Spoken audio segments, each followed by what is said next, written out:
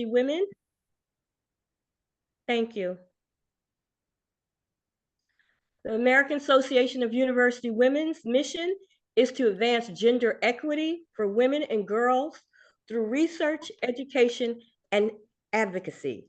Our nonprofit, nonpartisan organization has more than 170,000 members across the United States, as well as 1,000 local branches and more than 800 colleges and university members. The American Association of University Women of New Jersey is a state affiliate of AAUW, representing over 1,200 members in 20 branches and 9 colleges throughout the state. AAUW has been advocating for women and girls since 1881, fighting to remove the barriers and biases that stand in the way of gender equity, especially in the area of education and employment.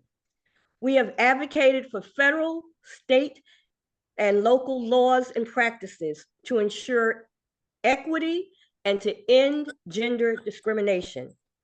AAUW members are tenacious trailblazers, continuing to lead the fight for economic opportunities for all women. For this evening's program, a reminder, please mute yourself and turn off your video for better transmission.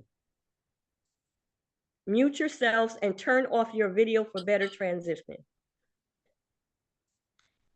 At this time, I would like to introduce Karen Kaplan, who is the State Program Vice President. Thank you. I'm so excited to be here tonight and to introduce our program and our speakers.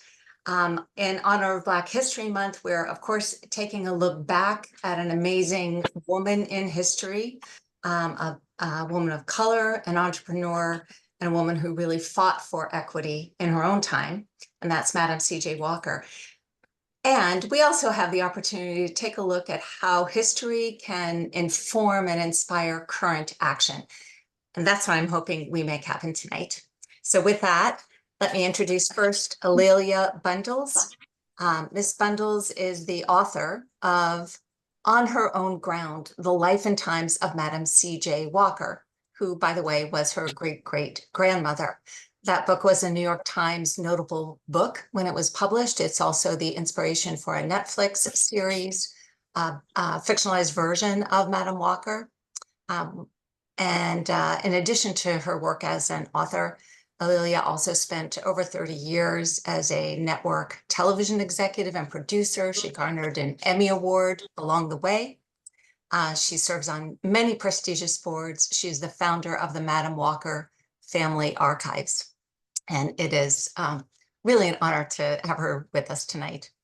Now, a part of Madam Walker's legacy, which we'll also talk about, is the mansion she built along the Hudson called Villa Nuaro. And the current owners of that mansion, it's actually an organization called New Voices Foundation.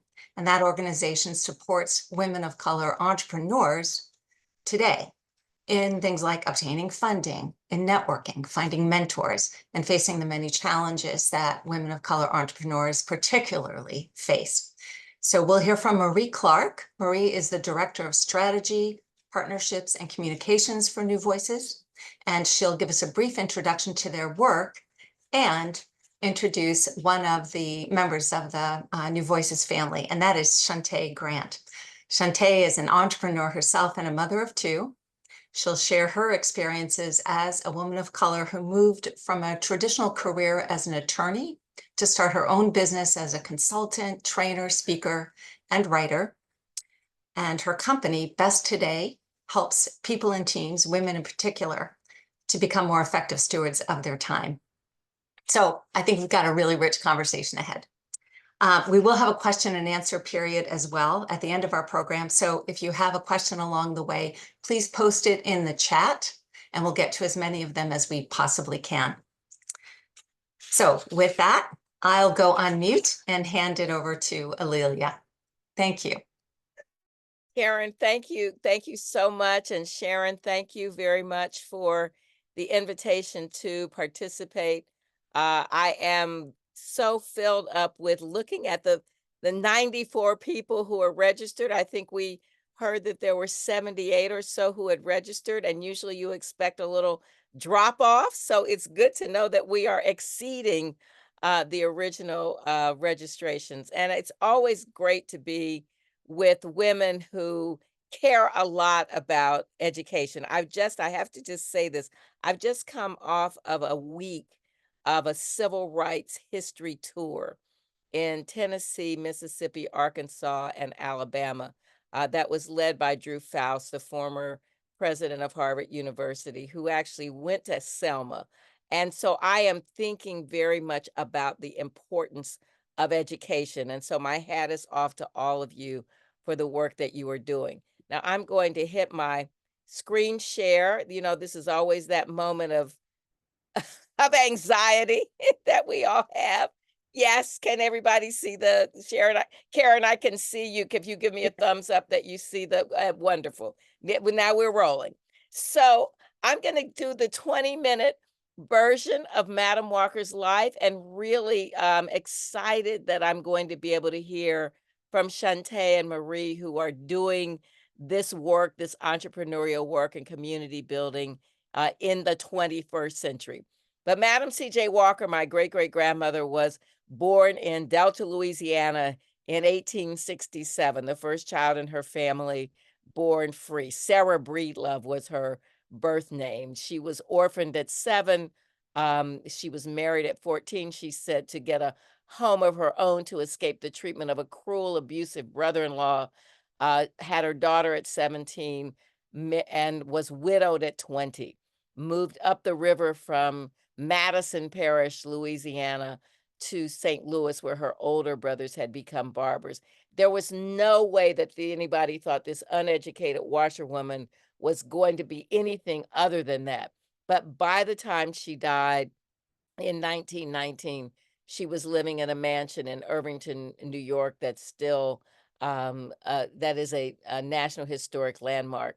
She had become a millionaire. She was employing thousands of women. She'd become a philanthropist and a patron of the arts and a social justice advocate. So it is an incredible arc of a life, an American life. In 1917, Madam C.J. Walker hosted her first convention of her sales agents. Women came from all over the United States, Central America, and the Caribbean. And you see her here in the center, next to her attorney, who's to the left, and to the right is Alice Kelly, the what she called the forelady of her factory, but who was the manager of her factory, who had been a dean of girls at a black boarding school in Kentucky. She surrounded herself with very competent people who could kind of shore up the fact that she'd had very little formal education, but she was a self-taught woman. And at this convention, 2 years before Mary Kay was born, she gave prizes not only to the women who had sold the most products, but to the women who had contributed the most to charity. And she told those women, I want you to understand that as Walker agents, your first duty is to humanity.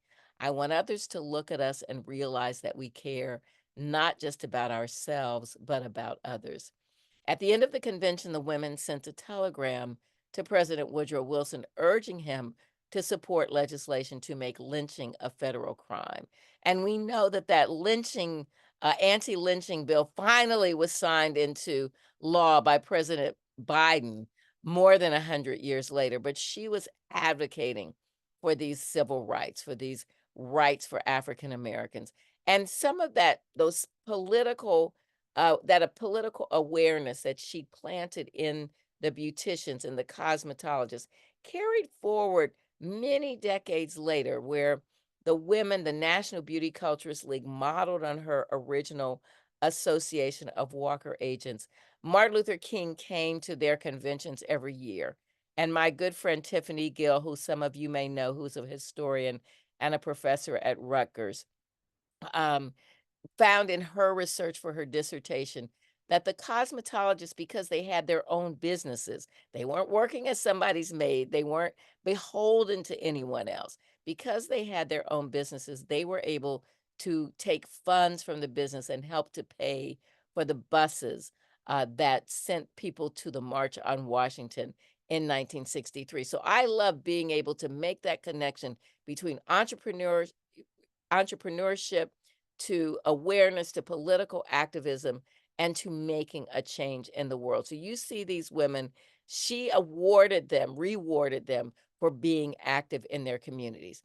This is where Sarah Breedlove was born on a plantation in Delta, Louisiana. And she had this picture taken on one of her later visits. She was very conscious of the origin story. We think about that now, people's narratives.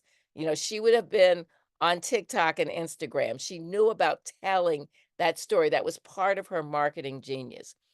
After she was in Madison Parish, Louisiana, and she moved to St. Louis after the death of her husband around 1888. Her brothers had moved to St. Louis a decade earlier, really pushed off out of their work as part of one of the first major migrations of African Americans from the South to the North, because they could see that sharecropping was not going to, reward them appropriately. And so they moved to St. Louis in the late 1880s, and they were barbers. And at this point, Black men dominated the barbering trade. Now you think, how is that? But men needed to be shaved every day. And before eventually European immigrants took over the barbering trade, but a number of Black men became quite wealthy. On the left, you see Alonzo Herndon, who had a barbershop, who became a founder of Atlanta Life Insurance. But her brothers were not wealthy, but they had a little bit more status than the average barber. And their barbershop was very near St. Paul African Methodist Episcopal Church. And Sarah Breedlove, the poor washerwoman, joined the church, and it was the women of the church, many who had been part of the club women's movement, Black women who had been suffragists in the 1890s, who embraced Sarah Breedlove, who saw a little spark in her and began to give her a vision of herself as something other than an illiterate washerwoman. She had a good enough voice to be in the choir, and that meant she was around these more middle-class women. She was volunteering in the Mite Missionary Society. So she's seeing these women as mentors. A key person for her was Jessie Batts Robinson, who was a school teacher, who was part of the club women's movement, who was a leader in a women's auxiliary of a Black benevolent society, and who eventually became the principal of her St. Louis beauty school. But you see Sarah Breedlove here in the center, a washerwoman in the 1890s. Her hair is starting to fall out. And she, like many women during that period of time, is trying to find a remedy. This is very common because most Americans do not have indoor plumbing. They don't have showers, they don't have running water, they don't have electricity.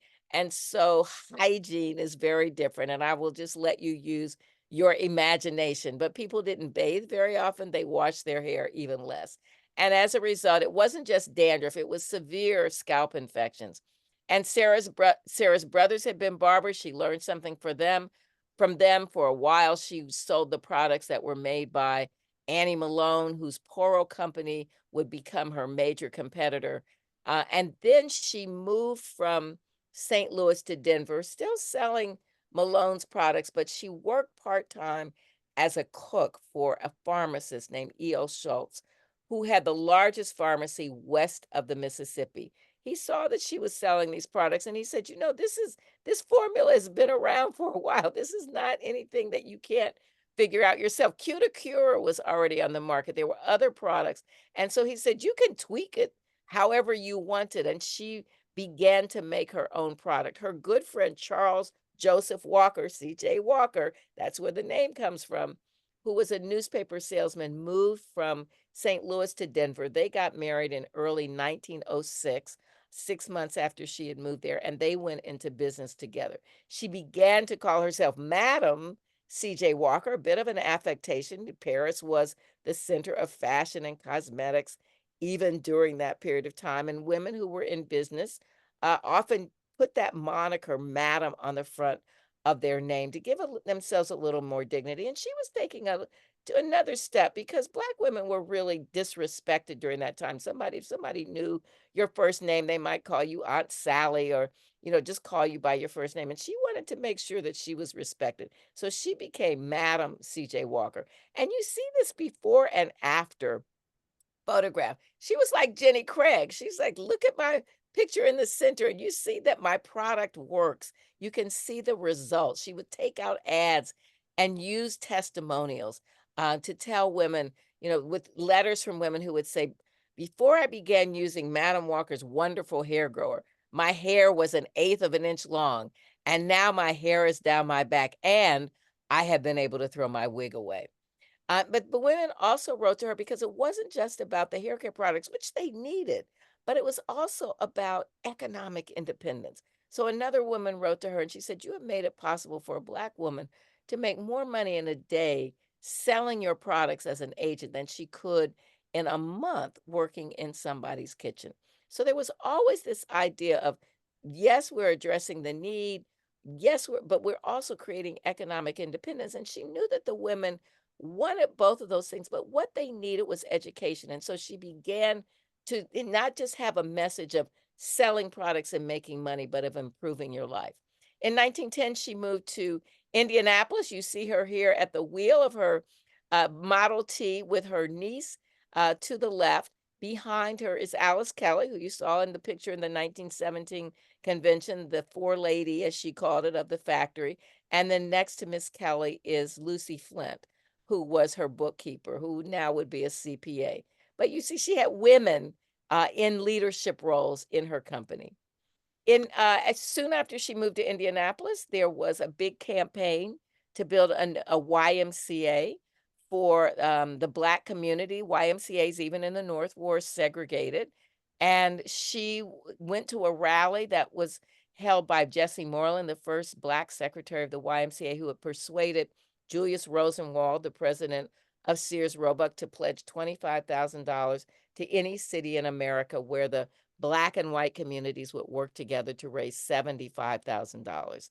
And she went to the rally, and as the white businessmen were pledging $1,000, $5,000, $10,000, she stood up and said, I pledge $1,000 to the building fund of the YMCA because I believe if I help our boys, it will help our girls. And that is what I am interested in. So people were stunned that this Black woman who had been a washerwoman just a few years earlier now was able to pledge this amount of money. And you see, this is the dedication of the YMCA in Indianapolis. Booker T. Washington is in the center. After she made that pledge, she attended Washington's convention in 1912, and she had been trying to get his attention, but he had ignored her. And she arrived at his convention in Chicago during the summer of 1912, sent word that she wanted to be included on the convention. And those of you who plan events know that you've set your program months in advance. And so he was not receptive and he ignored that request. On the second day of the convention, her good friend, George Knox, who you see to her left, the publisher of the Indianapolis Freeman and a longtime member of the NAAC, the National Negro Business League, stood up and said, we should hear from Madam Walker. She's the woman who contributed $1,000 to the building fund of the YMCA. She has an incredible story to tell. And though they were good friends, Washington and Knox, Washington said, we're discussing lifetime membership. And then he proceeded to call upon someone who was not discussing lifetime membership. To add insult to injury, he called upon one of Madam Walker's neighbors from Indianapolis, a man named H.L. Saunders, who had a very successful business. He made uniforms for people who worked in hotels in the service industry. He had been the treasurer of the fundraising campaign for the YMCA. His business was a regional business with customers in Indiana and the 4 surrounding states. By this time, Madam Walker's business was not just a national business, but an international business.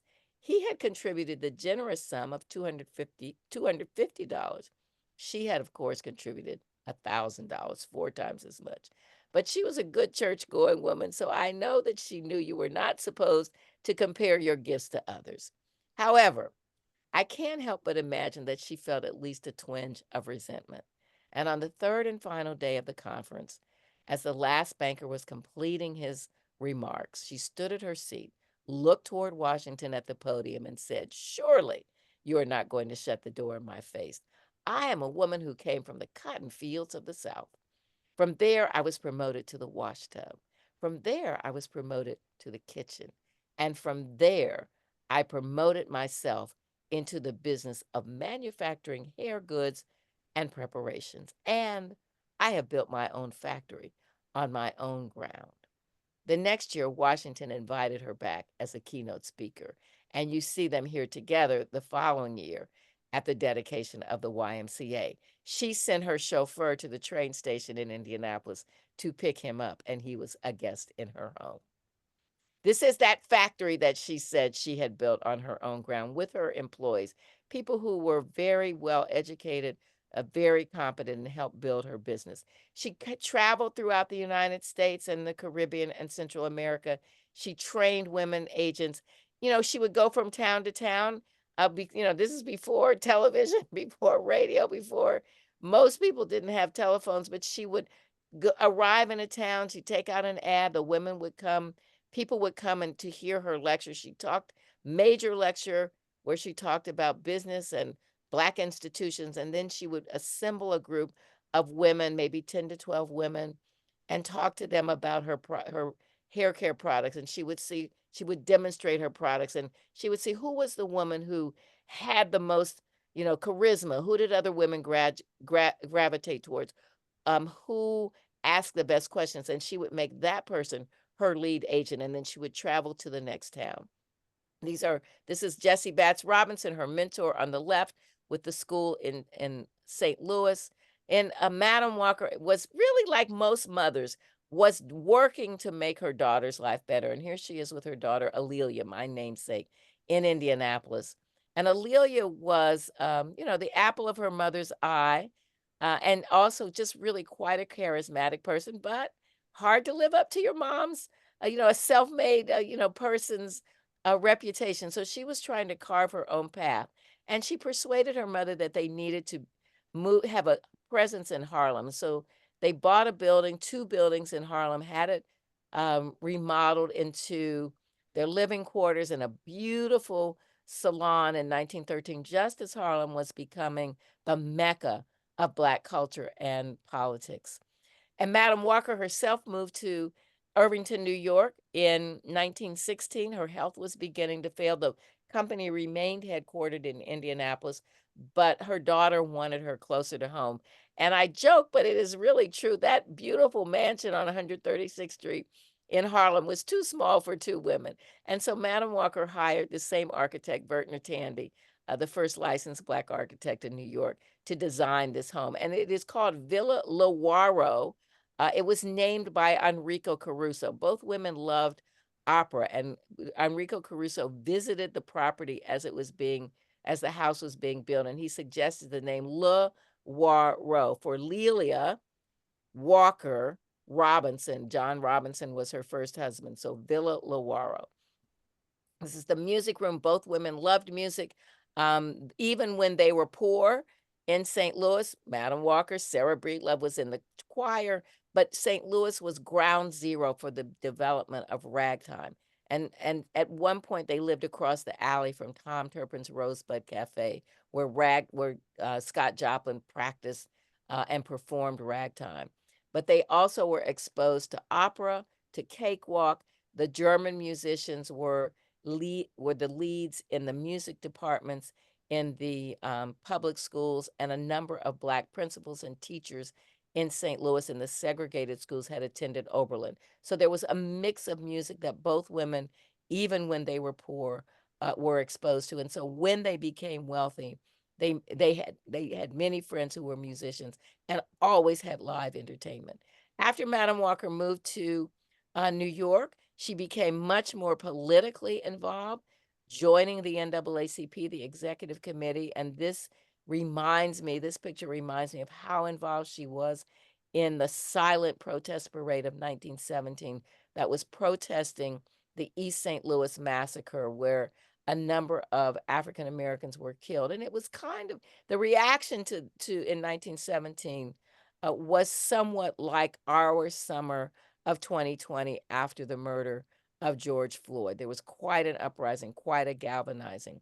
Madam Walker and a group of Harlem leaders met after the parade and traveled to Washington, D.C.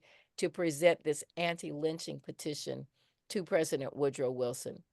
I put this here just, I mean, I know that it is small and it may be hard to read, but just to remind me that when Madam Walker died in May of 1919, she pledged almost $100,000 to various causes and individuals that were important to her, whether it was orphanages, the NAACP, retirement homes, YMCAs, and individuals who had meant a lot, Black schools and individuals who'd meant a lot to her. After she died, her daughter, Amelia, who you see the first woman on the left, became president of the company. And this is the, the wonderful executive team who supported her. The Walker conventions continued in 1924. The Walker agents met in New York and they met at Villa Lawaro. This is one of my favorite pictures of all time of them arrayed around the terrace. In 1927, the Walker Company built a new building. You remember that factory that we saw earlier? This was the building built in 1927. It's still standing. It also is a National Historic Landmark. Madam Walker is a brand now. There are many things that we are very excited about. This is the Barbie doll that came out a couple of years ago. I have written 4 books about her. My new book on her, Joy Goddess, about A'Lelia Walker, the first major biography, will be out next year. And I just want to leave you with some words and some inspiration from Madam Walker. She said that people often asked her the secret to her success. And she would say to them, there is no royal flower-strewn path to success. And if there is, I have not found it. For whatever success I have attained has been the result of much hard work and many sleepless nights. I got my start by giving myself a start. So don't sit down and wait for the opportunities to come. You have to get up and make them for yourself.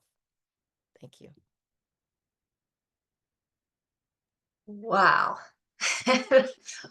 What a wonderful presentation about an amazing woman and impact far beyond the business. That was fantastic. Thank you, A'Lelia. So you all saw pictures of Villa Lawaro as part of the presentation. Let's turn to Marie Clark now to bring us into the 21st century and tell us what's happening through that legacy.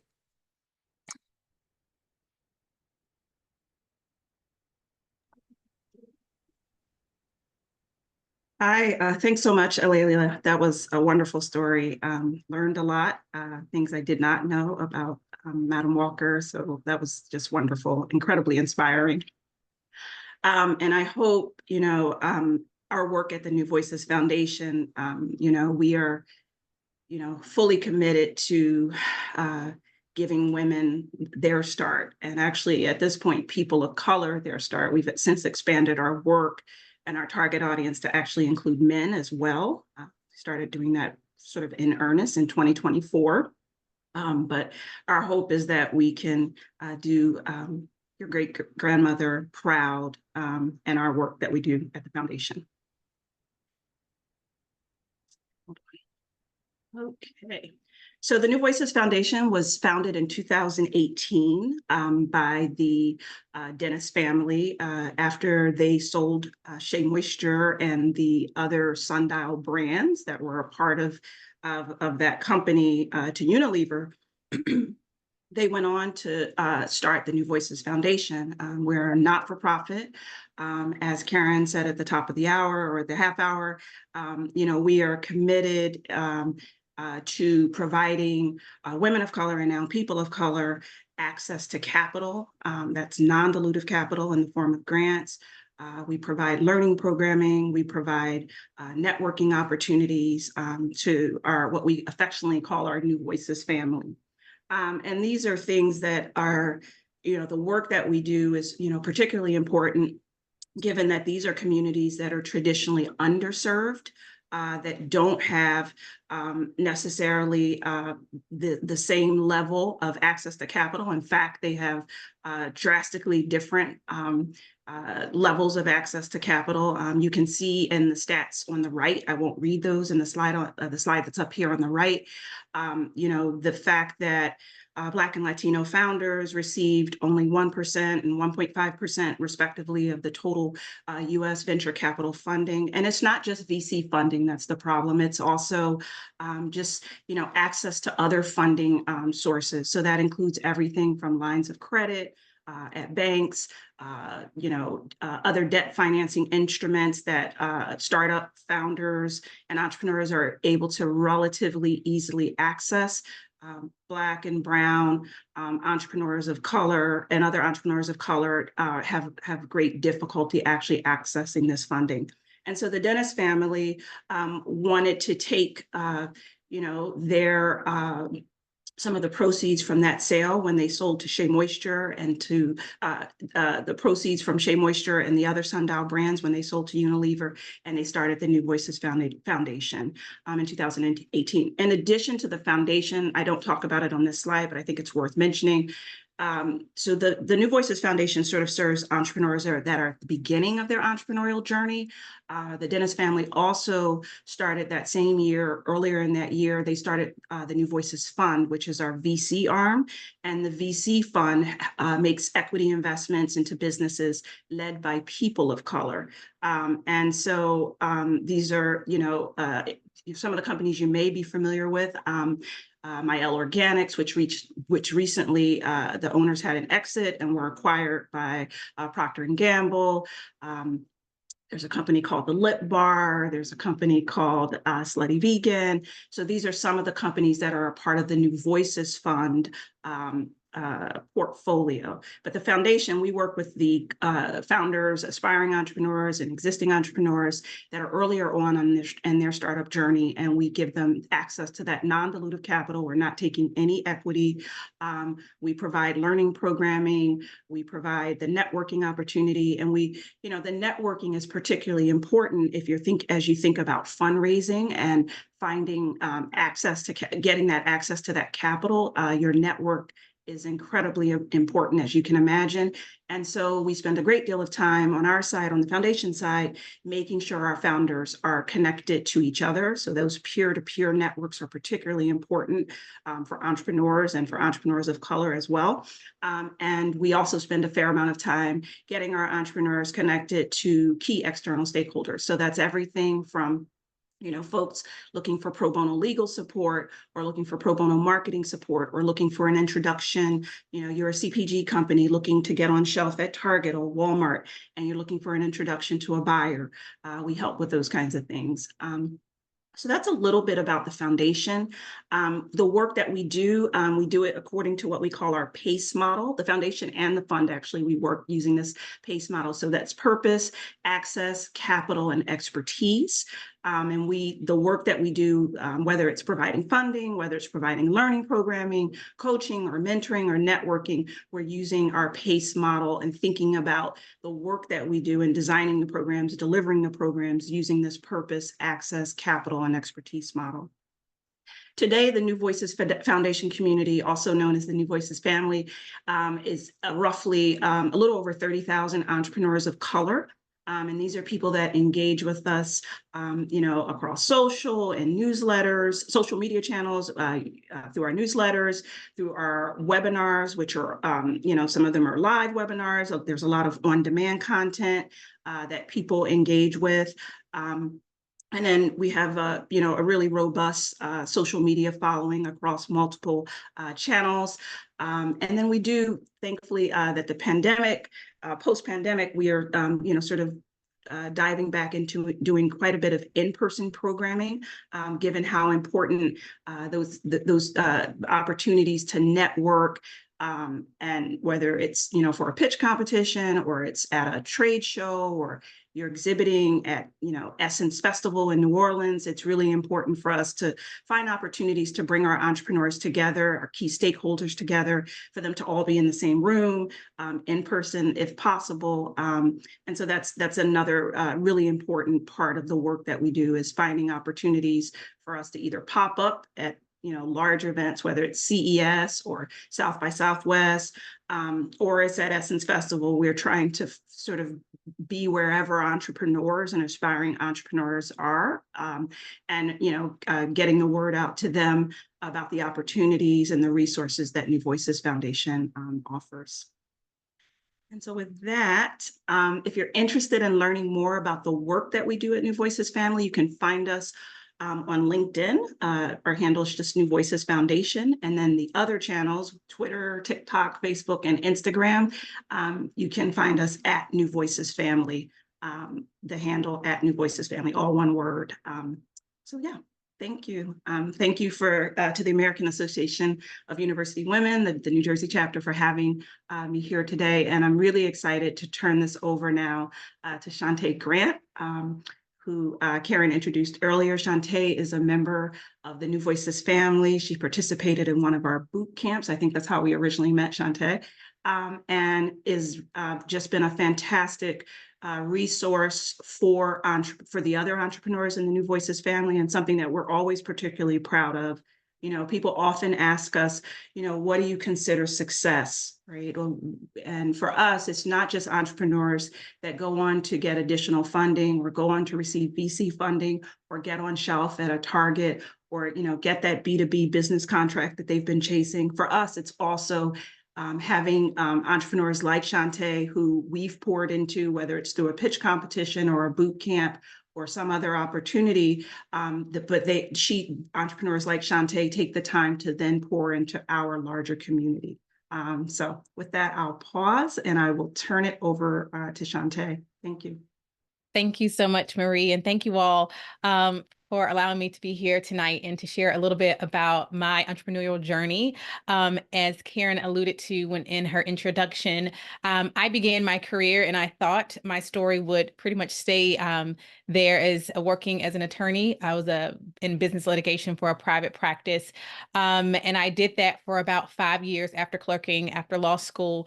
And just as I began to grow in the firm, realized that that wasn't going to be the best fit for me in my life and the way that I wanted it to go. And so while practicing law, I had started this small hobby. I had my first daughter, my first child, which is my daughter, Zoe, and I had started making hair bows for her. I live in the South. I live in Greenville, South Carolina. And here, hair bows are a thing. They are a whole thing when you find out that you're having a little girl. And so I realized I'm buying so many, I probably should try to make my own. I started making my own, realized that a yard of fabric could make way more than one hair bow. And I would just go on Instagram and sell the extras. And I started doing that while I was practicing law as kind of something that was just completely unrelated to what I was doing.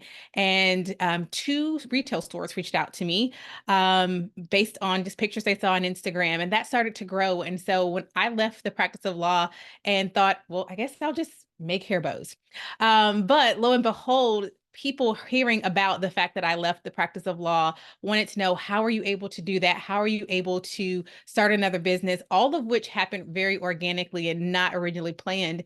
And so that led to people asking me to speak at their business conferences, speaking to their cohorts for their businesses. And I somehow kind of found my way becoming a consultant and a speaker and encourager to women business owners, because they also want to know, how did you make this work while also being a parent?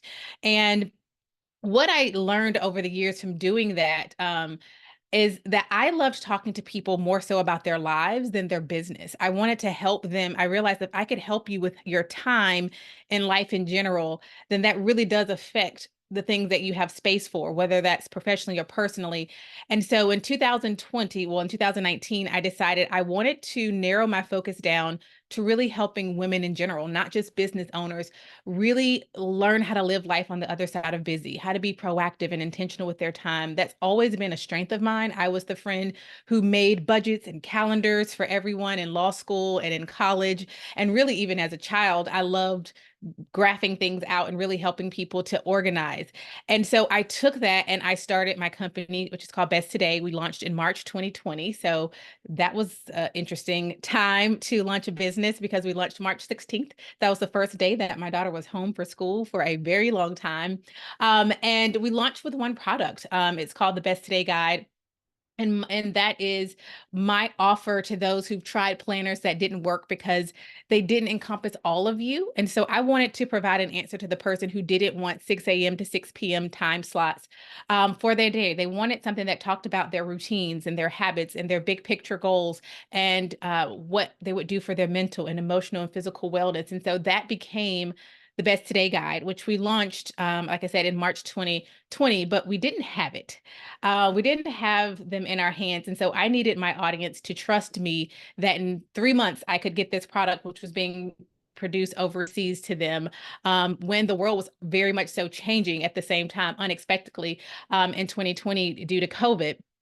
And so 2020 ended up being a fantastic year for the company. We received that Best Today Guide and since then have been able to create other products, some of which is due to our help from New Voices, from pitch competitions, just from the advice and the learning and the practices that we were taught in the Madam C.J. Walker Boot Camp. So we have now grown to not only physical products, but doing corporate coaching, corporate trainings for organizations, for nonprofits, for universities, for churches, for a wide array of organizations, anywhere that has people who care about their time, which is pretty much any and everyone. And all of that started with me honoring the fact that I wanted my life to reflect my values. And I wanted to create a business that allowed me to do just that. And that really makes me think about, as Ms. Alelia was sharing about Madam C.J. Walker and the importance of building community and really wanting to create a life for yourself. So as I was listening to that story, I just felt a lot of parallels in some ways.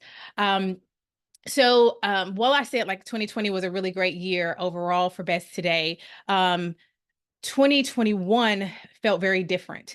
There was that huge support of Black businesses started to kind of wane. And not only that, but I, as a person who travel was a big part of my job, speaking at conferences, and a lot of that had been cut out. And I realized that I really felt the loneliness of being an entrepreneur because I did not at the time have a physical building. My team is all remote. And that's when I came across New Voices, and they were accepting applications for the Madam C.J. Walker Boot Camp. And I was really excited about the learning and the training, but more so the community. I needed community. I needed other people to talk to who understood the woes and the highs of entrepreneurship. And for me, that was something that was really lacking. And so I participated in the Madam C.J. Walker Boot Camp, which connected with me with so many other Black women entrepreneurs. And for me, it was that community, having someone I could text or call or vent to, and also be that support for them. That was a missing piece of the puzzle that I really needed for me and my business. And I needed more than I even realized once I actually received that from New Voices. And so it has been it's been invaluable for me to have a space where I am seen, where I'm celebrated, and where I'm supported. And that's something that's extremely important and necessary for all entrepreneurs, but in particular, as you can, go back and allude to the stats that Marie shared, really important for Black women entrepreneurs like myself. And so today, 2024, Today has grown. It has also been pruned, doing a lot of teaching, consulting, conferences. We have a conference happening here in Greenville this April, and doing a lot of training for really large organizations, training their coworkers, their teams, doing personal one-on-one coaches, group trainings, really helping them to be better stewards of their time at work. We work for universities, law firms, corporations, nonprofits, small businesses. We have customers in all 50 states and over 46 countries and counting. And again, all of that is a result of overcoming a lot of challenges, a lot of hard work, but also the support of organizations like New Voices. And so I hope as you sit here tonight and you listen to the stories that have been shared, that you hear that commonality of the importance of support, and the importance of being seen as Black women entrepreneurs, myself in particular. And also when we find ourselves in categories, like for me, my quote unquote category is heavily dominated in one respect when we're talking about time management training by white men. And then we're talking about physical planning products by white women. It's really hard sometimes to feel and be seen. And so I just thank you for the opportunity to share tonight some of my story and my experience, and happy to answer any questions that you might have. Thank you. Thank you.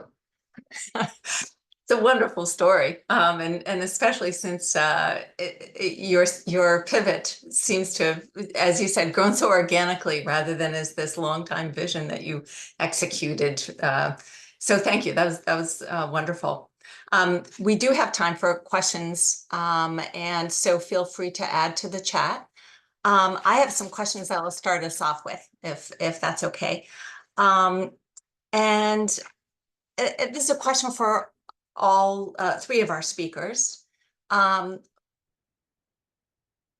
women entrepreneurs, and particularly women of color entrepreneurs, who are these women? What characterizes a woman who leaves a career in law and starts a business, or some of the other entrepreneurs, Marie, that you mentioned, or your ancestor, Alilia? Who are these women? You know, I think Marie and Shantae should start, and then I can. Okay, I'll go first. These women, we're a lot of things. These women are women who have, like in my instance, who've tried, to maneuver life in the corporate world, but for a number of reasons, it's not, for me, I just could tell long term it wasn't going to be to my benefit mentally, emotionally. And also they're mothers, they are aunts, they're friends, their daughters. We are women who know we have something to bring into to contribute to this world.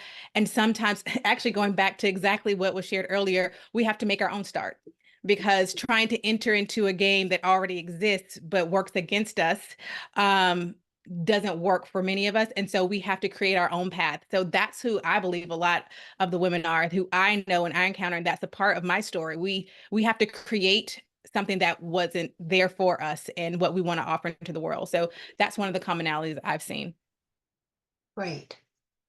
Marie? For sure. I think I would describe them as women who are, firstly, sort of, we see it a lot, like, people starting businesses that meet a very specific personal need or a family member's need or the needs of friends. And then sort of by extension, the needs of the community, in this case, the Black community or the Black and brown folks. And I guess I would also describe them as incredibly passionate, right? Because you're starting a business that's based on that personal need or the need of your family and your friends. You're usually going to be incredibly passionate about it. And then to piggyback and double click on something that Shantae just said is that, a lot of times folks are seeking flexibility, right? So they're looking for more flexible work schedules. They want to, have agency and control over their own schedules and or their work environments. So those are some of the characteristics we see sort of writ large in our community, the New Voices family community, amongst our entrepreneurs. Great. And I will just add, it can really range from a woman who is in her neighborhood and who sees a need, and it may be something as simple as, reselling things in the community that's very, very small and very, very grassroots, to people who have been in corporate life, who've been at law firms, who really have many, many skills, and who just find that it's not a great fit for their long-term interest. I just did the eulogy for one of my college friends who was an attorney in Washington, and she was one of the first Black women, not partners, but associates at Fulbright Jaworski, which was a big firm in Houston in the late 1970s. And in her words, she said that corporate law firm was not welcoming to women who wanted to have a family.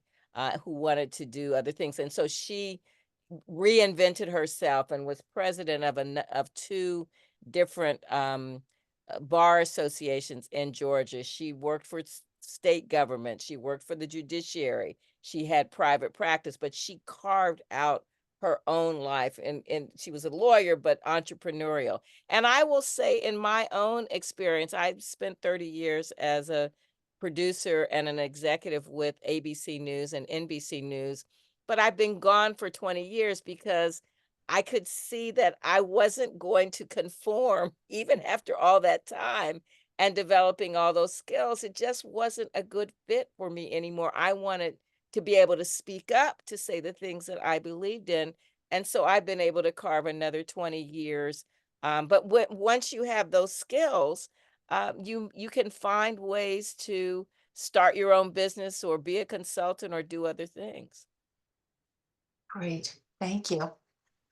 Another question I would have is, we can buy products from entrepreneurs, from from businesses that are women owned, that are minority owned, however they're defined. But beyond that, what can we do as individuals and as organizations to support women of color entrepreneurs? Are there policy initiatives that we can get behind, or I don't know. Any thoughts on that? Well, yeah, I want to just tee Shantae and Marie up, but I'm so I met Richelieu Dennis, the Dennis family who created New Voices Fund and who now own Madam Walker's home in Irvington. When Rich bought the trademark for the Madam Walker line, and it's been amazing to me to see how he and his family have created this space where they're really investing in extremely successful entrepreneurs, many women. As Marie said, now it's expanded to include men.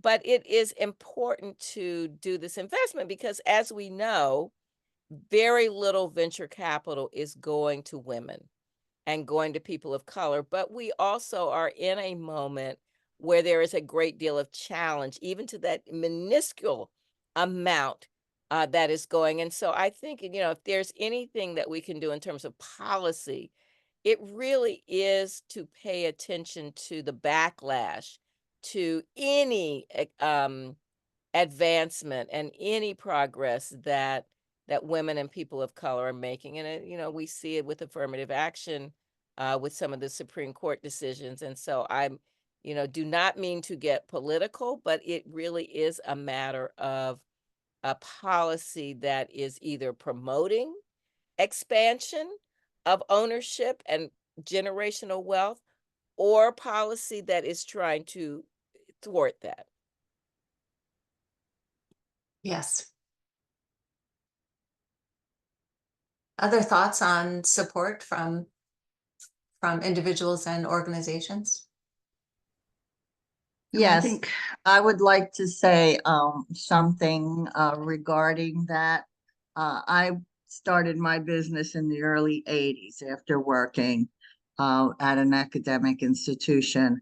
And the National Association of Women Business Owners was really a godsend at that time. And I'm curious to know whether or not the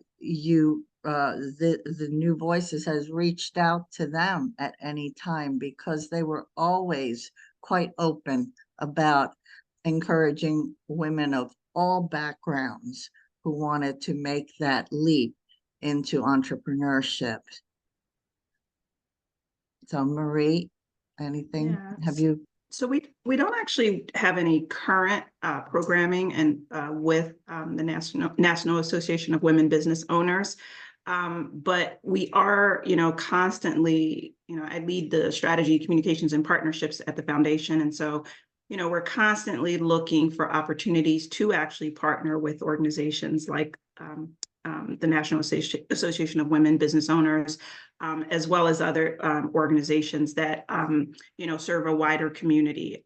So we've had in the past partnerships, everything from corporate partnerships to nonprofit partnerships with national nonprofits, as well as professional associations, to help sort of advance our work and to support our work. So that is absolutely something that we are sort of always actively looking out for and doing on the foundation side. Thank you, Tula. I was just going to add from also just a practical standpoint, if you're not a customer, or if it's not about shopping with the small business, making connections. Maybe you have a connection from your former career or with someone you know who might have an opportunity for another business, because we are out here in pretty much every category there is. I think sometimes there's also the assumption that we're only in 3 or 4 categories, but if it's a thing that you need, chances are there is a Black woman who has a business providing that, and she is doing exceptionally well at it. And so it's also just looking for us, because sometimes you think there isn't a need, but there is, because we're not going to be the first on Google, right? You have to actually do the work to find us, but we're there. And so it's actually looking for us the next time you need something, as opposed to just whatever you find on your first Google or Amazon. But it's also how can you make connections? A lot of the work that I got initially as a consultant was from a customer who connected me with their company, and then someone in that company connected me with an organization they're in. And so that's another way that you can be a support in a very real and practical way that you can do, like this week. Great. Absolutely. Thank you. Absolutely. We say that all the time on our side, that I would actually say that probably 20% of my job is literally making introductions, right? Connecting folks, right? And sometimes it's not always like an inbound request for an introduction. Sometimes I meet people and say like, oh my God, you should, I'd really love to connect you with these 3 entrepreneurs. And so I think that we can all do those things, like in our personal lives and our professional lives.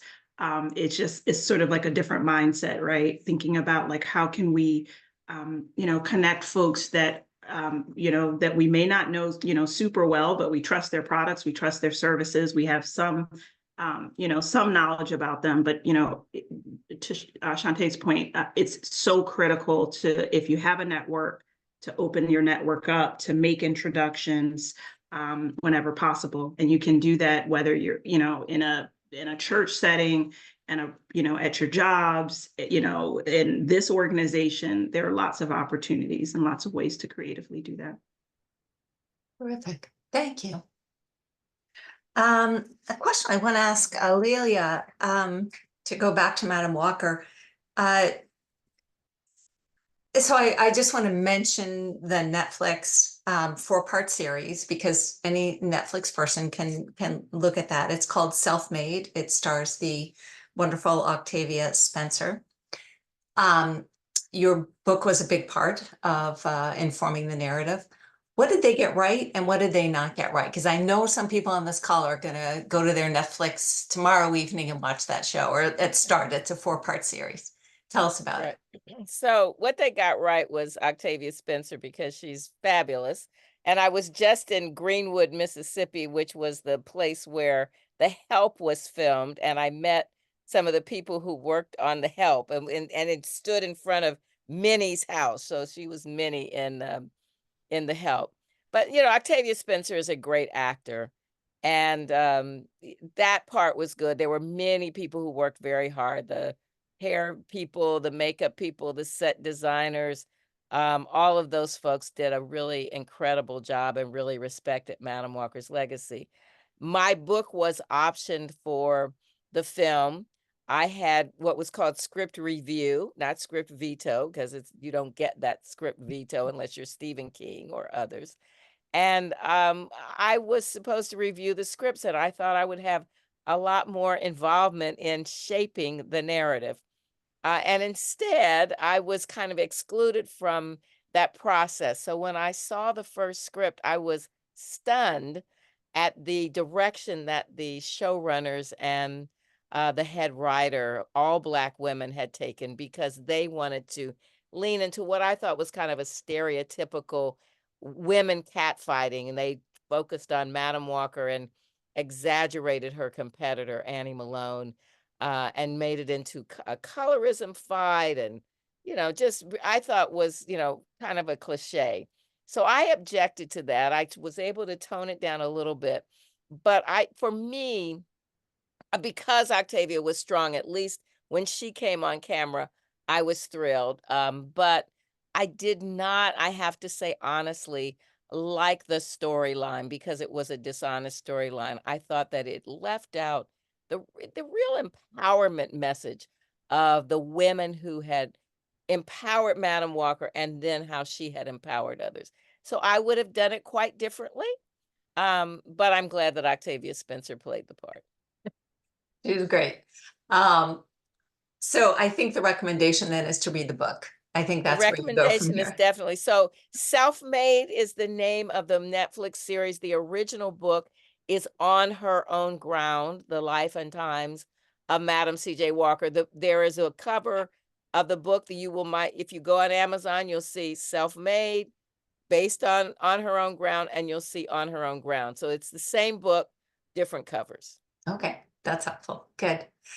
I know Sharon has had some technology problems. Sharon, if you're still on, are you able to share a screen with contact information for each of our guests and our speakers and their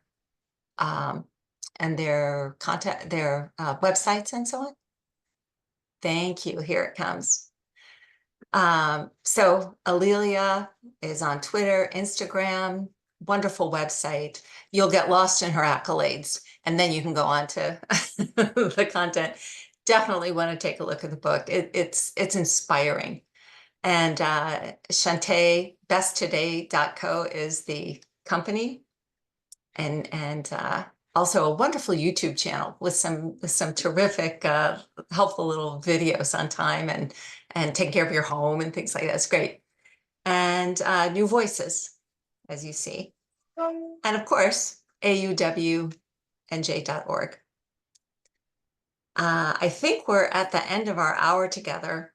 So I just want to close by saying thank you so much to our speakers. You've made this just a fascinating evening and an inspiring evening. I could go on for a while, I'll be honest, with just asking you more. What do you think about this? And how did that work? But we'll stick to our clock. And thank you all for attending and participating and making this a good conversation. Have a great evening. Thank you. Good evening. Thank you for having me. Thank you so much. Thank you. Thank you so much. Thank you. Yes, thank you for your presentations. Wonderful. Thank you. Thank you again. Thank you. Thank you. Thanks. What? She's grown.